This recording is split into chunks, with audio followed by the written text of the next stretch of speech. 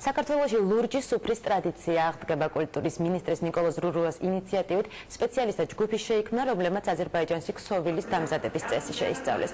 ლურჯ-სუფრას რამდენიმე საუკუნის წინ თითქმის ყველა ქართულ ოჯახში შეხვდებოდა საყოფაცხოვრებო დანიშნულების გარდა ის რიტუალურ ხასიათსაც ატარებდა. დამზადების ტექნოლოგია დღესაც არ შეცვლილა, თუმცა ახლა ქსოვილი ხელოვნური მასალისგან მზადდება. სამომავლოდ ამ ტექნოლოგიის შესწავლის შესაძლებლობა სამხატვრო აკადემიის სტუდენტებსაც მიეცემათ. დაგეგმილია ასევე საწარმოს გახსნა, სადაც დაჯითული ქსოვილები დამზადდება.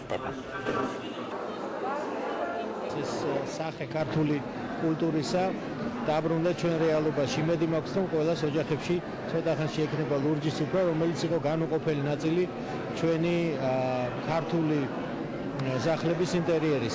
ასევე მინდა გითხრათ, რომ ამ ლურჯ სუფრებს ჩავთავთ ჩვენი დიპლომატების სასაჩუქრე პაკეტში და მსოფლიოს სხვადასხვა ქვეყნის წარმომადგენლები, როცა შეხვდებიან საქართველოს დიპლომატებს, მიიღებენ საჩუქრად ამ სუფრას. ძალიან მნიშვნელოვანია, ნებისმიერი ვთქვათ მარცვალი, რაც იქნება ჩვენი ქართული ეროვნული ტრადიციების, რომ მართლა არ დაიკარგოს და ჩვენ ამ დღევანდელი ჩვენი წარმოდგენილი შრომით მე მგონი რაღაცა პატარა წვლილი შევიტანეთ ამ მიმართებაში.